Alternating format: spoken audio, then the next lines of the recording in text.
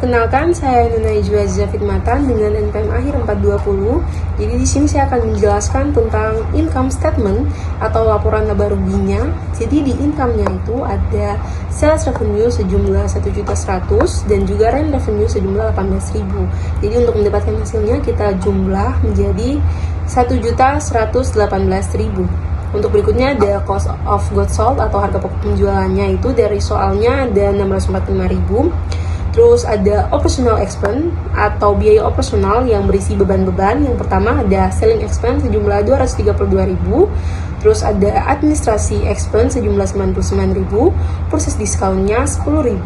Sales return and hours-nya itu 17.500 dan juga income tax expense-nya 53.900. Untuk hasilnya kita jumlahkan semua bebannya, jadi total expense-nya sejumlah 1.057.400.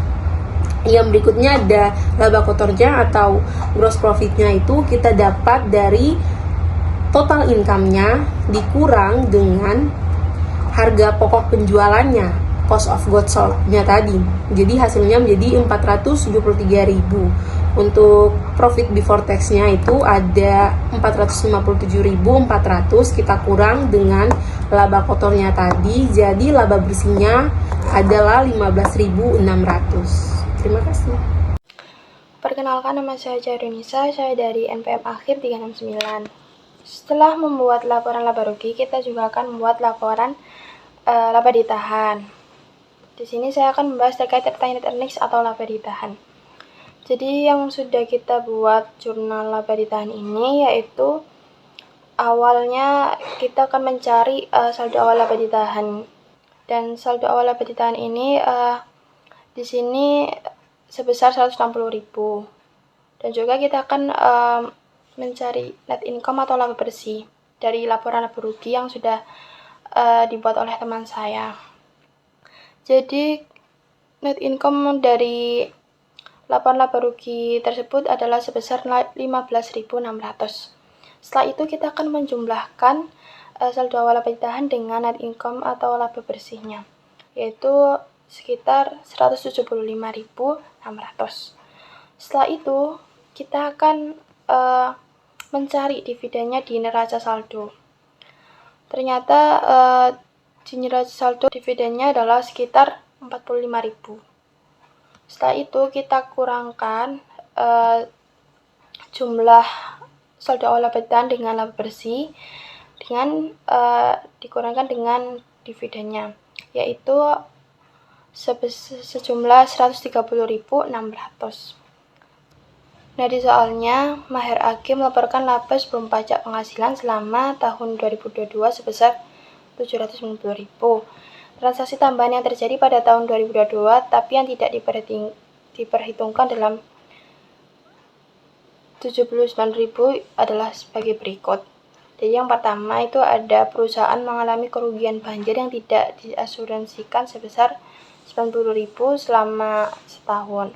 Terus yang kedua, pada awal tahun 2020 perusahaan membeli mesin seharga 54.000. Sisa nilainya adalah 9.000 yang memiliki masa manfaat 6 tahun. Pembukuan menggunakan metode garis lurus penyusutan untuk tahun 2020, 2021, dan 2022. Tapi gagal mengurangi nilai sisa di penghitung dasar penyusutan. Yang ketiga, penjualan surat berharga yang dimiliki sebagai bagian portofolionya menghasilkan keuntungan sebesar 47.000. Yang keempat, perusahaan menjual divisi rekreasinya dengan kerugian 115.000 sebelum pajak.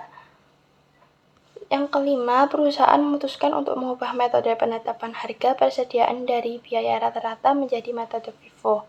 Dampak dari perubahan ini terhadap tahun-tahun sebelumnya adalah peningkatan pendapatan tahun 2020 sebesar 60.000 dan mengurangi pendapatan tahun 2021 sebesar 20.000 sebelum pajak.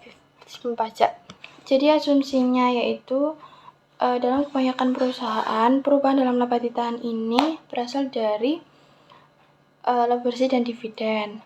Nah, kecuali jika terjadi transaksi seperti kesalahan dalam pengoreksian, terus perubahan kebijakan akuntansi, terus atau transaksi terjadi transaksi ekuitas besar. Nah, sumber perubahan laba ditahan ini berasal dari laba bersih, yaitu sekitar 15.600, dan dividen yang dibayarkan sekitar 45.000. Nah, untuk perhitungan saham beredar sekitar 30.000 itu yaitu dapat dihitung dengan rumus EPS, yaitu laba bersih dibagi dengan jumlah saham beredar, yaitu laba bersihnya sekitar 15.600 dibagi dengan jumlah saham beredarnya adalah 30.000, yaitu ketemunya adalah 0,52. Jadi dampak perubahan metode persediaan itu peningkatan pendapatan di tahun 2020 itu sebesar 60.000, terus pengurangan pendapatan tahun 2021 itu sekitar 20.000, dan total dampak bersih sebelum pajaknya yaitu sebesar 40.000. Nah, untuk mengatur dasar penyusutan yang benar yaitu 54.000 dikurangi dengan 9.000 yaitu sebesar 45.000. Terus penyusutan tahunannya yaitu sekitar 45.000 dibagi dengan 6 tahun, karena kan diminta di soalnya adalah 6 tahun, jadi sebesar 7.500. Nah, untuk perusahaan yang membeli mesin seharga 54.000 itu dasar penyusutan yang benar yaitu 54.000 dikurangi dengan 9.000 yaitu sebesar 45.000. Setelah itu kita akan mencari penyusutan tahunan yaitu jumlah dari 45.000 yang setelah kita hitung tadi dibagi dengan 6. 6 ini dari masa manfaat 6 tahun itu, yaitu sebesar 7.500. Setelah itu kita akan cari sebelum dicatat tanpa mengurangi nilai sisa.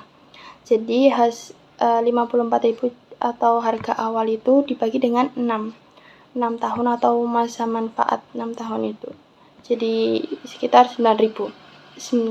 Setelah itu kita akan cari selisih kesalahan per tahunnya, yaitu 9.000 tadi dikurangi dengan 7.500 atau hasil dari penyusutan tahunan tadi, yaitu sekitar 1.500. Setelah itu kita akan cari total kesalahan untuk 3 tahun, yaitu tahun 2020, 2021, dan 2022. Yaitu kita ambil dari selisih kesalahan per tahun dikali dengan 2 sebesar 3.000. Jadi yang bisa kita asumsikan yaitu satu-satunya faktor yang mempengaruhi saldo laba ditahan selama tahun berjalan adalah laba bersih yang diperoleh perusahaan dan dividen yang dibayarkan kepada pemegang saham. Jadi tidak ada faktor lain seperti penerbitan saham baru, pembelian kembali saham, atau pengkoreksian kesalahan dalam akuntansi yang berdampak laba akan bertahan. Nah, dalam perubahan metode persediaan dari biaya rata-rata ke FIFO, jadi perusahaan telah mengubah metode penilaian tersebut. Nah, perubahan ini itu berdampak pada laba ditahan awal dengan peningkatan laba tahun 2020 sebesar 60.000 dan pengurangan laba tahun 2021 sebesar 20.000. Sehingga diperoleh dampak bersihnya sebelum pajak adalah sekitar 40.000. Nah, diasumsikan bahwa metode FIFO ini digunakan secara konsisten untuk periode berikutnya. Nah, untuk kesalahan dalam penyusutan di tahun 2020, perusahaan ini membeli mesin seharga 54.000 dengan nilai sisa 9.000 dan masa manfaat 6 tahun. Namun di dalam perhitungan penyusutan sebelumnya, nilai sisa ini tidak dikurangi dari nilai perolehan.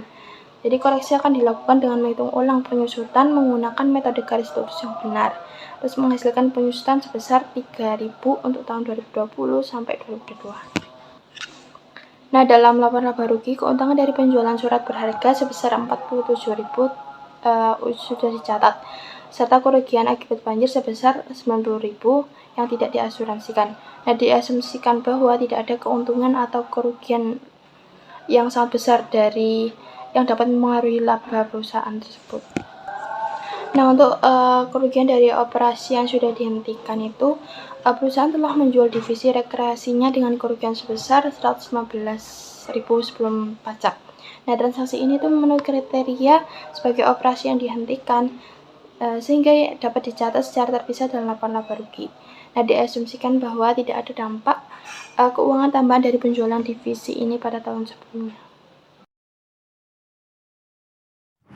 Perkenalkan, nama saya Sylvie Putri Nabila, NPM akhir 401. Nah, sebelum masuk ke pembahasan tugas P56, saya akan membacakan hal apa saja yang terjadi pada perusahaan Lasburi selama tahun 2022.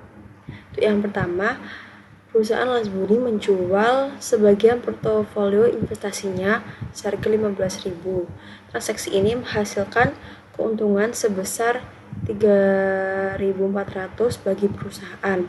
Perusahaan mengklasifikasi investasinya sebagai ekuitas non-perdagangan. Untuk yang kedua, sebidang tanah dibeli seharga 18.000 secara tunai. Dan yang ketiga, obligasi jangka panjang yang dibayarkan sebesar 16.000 dilunasi sebelum jatuh tempo dengan membayar 16.000 secara tunai. Yang keempat, tambahan 20.000 dalam bentuk saham bisa diterbitkan pada nilai nominal. Yang kelima, dividen sejumlah total 8.200 diumumkan dan dibayarkan kepada pemegang saham.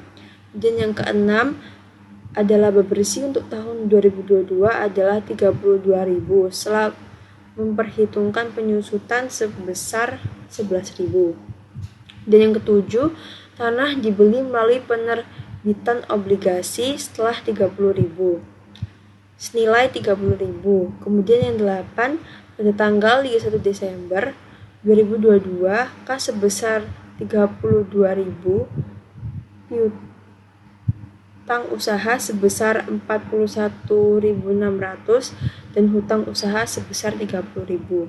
Nah, itu hal-hal yang terjadi pada perusahaan Lasburi selama tahun 2022. Nah, selanjutnya kita akan masuk ke pembahasan poin A. Nah, di sini kita diminta untuk membuat laporan arus kas selama tahun 2022 atau Statement of Cash Flow. Tentunya kita membuat laporan ini setelah terjadi beberapa perubahan selama berjalannya tahun tersebut.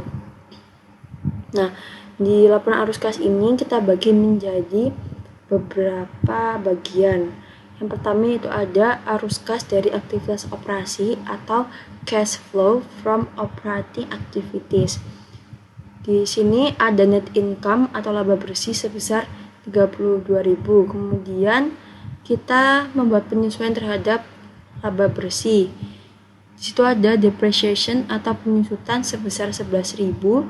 Kemudian ada increase in account payable senilai 0. Kenapa 0? Karena tidak ada perubahan pada utang usaha. Kemudian ada increase in account receivable senilai minus 20.400. Hal ini minus karena perusahaan memberikan lebih banyak kredit kepada pelanggan, sehingga hal tersebut mengurangi kas yang tersedia. Kemudian ada gain on sale of investment senilai minus 3.400. Hal ini minus karena keuntungan sudah termasuk dalam laba bersih, tetapi bukan kas yang diterima dari operasi. Nah, dari depreciation sampai gain on sale of investment ini kita jumlah menghasilkan minus 12.800. Kemudian kita kurangi dengan laba bersih senilai 32.000 menghasilkan net cash provided by operating activities senilai 19.200. Nah, poin berikutnya yaitu ada cash flow from investing activities atau arus kas dari aktivitas investasi. Nah, di situ ada sale of investment senilai 15.000. Kemudian ada purchase of land senilai minus 18.000. Nah, kenapa di minus? Karena perusahaan membeli tanah seharga 18.000 yang menyebabkan pengurangan kas, makanya kita minus. Nah, kemudian 2 poin itu kita jumlah menghasilkan net cash used by investing activities yaitu senilai minus 3.000. Kemudian poin selanjutnya yaitu ada cash flow from financing activities atau arus kas dari aktivitas pendanaan. Nah, pada bagian ini itu mencatat arus kas yang berhubungan dengan pendanaan perusahaan termasuk penerbitan saham, pembayaran utang, dan pembayaran dividen. Di poin ini yang pertama ada issue of ordinary shares senilai 20.000. Kemudian ada return on notes payable senilai minus 16.000 karena perusahaan melunasi utang sebesar 16.000. Nah, kita minus itu karena hal tersebut itu mengurangi kas. Kemudian ada payment of cash dividend sejumlah minus 8.200. Kemudian menghasilkan net cash used by financing activities nilai minus 4.200.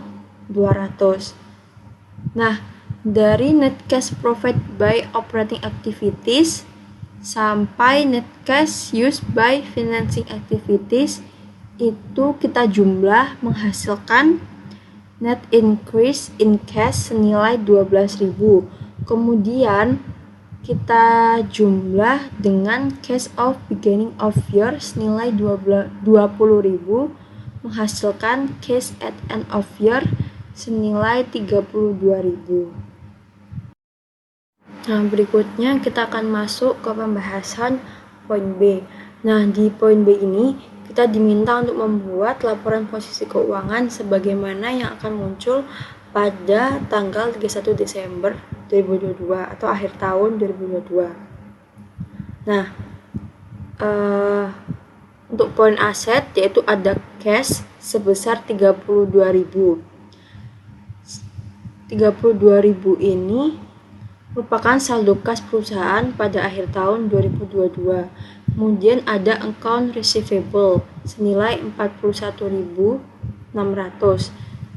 Ini merupakan jumlah tagihan yang masih harus diterima oleh pelanggan. Kemudian ada investment senilai 20.400. Kemudian ada land senilai 88.000. 88.000 ini merupakan nilai tanah setelah pembelian menggunakan cash sebesar 18.000 dan dividen dan obligasi senilai 30.000. Kemudian ada plan aset senilai 70.000. Nah, 70.000 ini itu hasil setelah dikurangi depresiasi senilai 11.000. Kemudian total asetnya yaitu 252.000. Kemudian di liabilities itu ada account payable senilai 30.000. Ini merupakan kewajiban perusahaan kepada pemasok yang belum dibayar. Kemudian ada long term notes payable senilai 25.000. Ini merupakan utang jangka panjang yang tersisa setelah pembayaran 16.000. Kemudian ada bonds payable yaitu senilai 30.000. Kemudian total liabilities-nya yaitu 85.000. Kemudian pada equity ada share capital ordinary senilai 120.000. Nah, jumlah ini termasuk penerbitan saham tambahan sebesar 20.000 pada tahun 2022. Kemudian ada retained earnings senilai 47.000. Kemudian total equity-nya yaitu senilai 167.000. Kemudian kita jumlahkan liability dan equity menghasilkan jumlah sebesar 252.000. Baik, selanjutnya di sini saya akan menjelaskan tentang soal untuk P5.6 yang bagian C. Sebelumnya saya akan memperkenalkan diri terlebih dahulu. Saya Zara Syafira Ramadhani dengan nomor NPM akhir 238. Jadi untuk soal yang C di sini ditanyakan bagaimana laporan arus kas dapat membantu pengguna laporan keuangan. Jadi fungsi dari laporan arus kas itu sendiri, yang pertama yaitu untuk menilai arus kas di masa depan. Jadi laporan arus kas itu membantu melihat berapa banyak uang yang masuk dan keluar dari perusahaan. Dan informasi ini itu penting untuk memahami apakah perusahaan akan memiliki cukup uang untuk beroperasi di masa depan. Nah, dengan melihat pola arus kas dari aktivitas operasi, investasi, dan pendanaan, kita dapat memperkirakan apakah perusahaan akan menghadapi kesulitan keuangan atau tidak. Yang kedua yaitu untuk memahami likuiditas dan fleksibilitas keuangan. Nah, likuiditas itu menunjukkan kemampuan perusahaan untuk membayar utang jangka pendek. Sedangkan fleksibilitas keuangan itu menunjukkan kemampuan perusahaan beradaptasi dengan perubahan kondisi keuangan. Nah, dengan laporan arus kas ini, pengguna itu dapat melihat apakah perusahaan ini memiliki cukup dana untuk menghadapi situasi darurat atau peluang bisnis baru. Yang ketiga yaitu untuk menilai kualitas laba perusahaan. Jadi beberapa orang itu khawatir bahwa laba yang dilaporkan dalam laporan keuangan itu mungkin tidak akurat karena dihitung berdasarkan perkiraan dan akrual. Oleh karena itu banyak orang yang melihat seberapa besar arus kas operasi dibandingkan laba bersih untuk memastikan bahwa laba tersebut itu memang didukung oleh uang nyata, bukan hanya angka di laporan keuangan itu saja.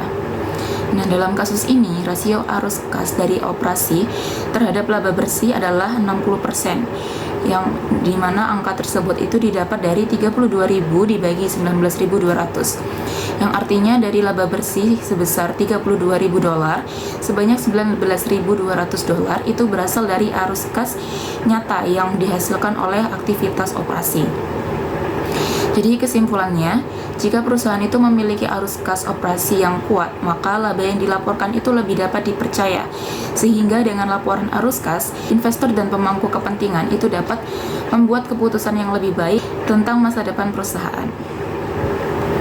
Kemudian masih soal yang C, di sini diminta untuk menghitung arus kas bebas dan juga dua rasio arus kas.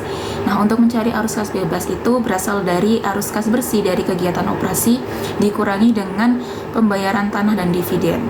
Nah, di sini untuk arus kas bersih dari kegiatan operasi itu sebesar $19.200 dikurangi dengan pembayaran tanah sebesar $18.000 dan dividen sebesar $8.200 sehingga didapat arus kas bebas sebesar minus $7.000. Kemudian untuk dua rasio arus kasnya, di sini ada rasio cakupan utang saat ini dan rasio cakupan utang lainnya. Nah, untuk rasio cakupan utang saat ini itu didapat dengan rumus kas dari operasi dibagi dengan total utang jangka pendek. Nah, di sini untuk kas dari operasi yaitu sebesar $19.200 dan total utang jangka pendek sebesar $30.000. Sehingga menghasilkan 0,64, yang artinya untuk setiap $1 utang jangka pendek perusahaan memiliki $0,64 kas dari operasi untuk membayarnya. Kemudian untuk rasio cakupan utang lainnya dapat diperoleh dengan rumus kas dari operasi dibagi rata-rata dari utang total tahun lalu dan total utang tahun ini. Nah, di sini diketahui kas dari operasi sebesar $19.200, total utang tahun lalu sebesar $71.000 dan total utang tahun ini sebesar $85.000. Nah, di sini kita hitung dulu rata-rata utangnya, yaitu dengan menjumlah total utang tahun lalu dan total utang tahun ini, lalu dibagi dengan 2. Sehingga didapatkan rata-rata utangnya yaitu sebesar $78.000.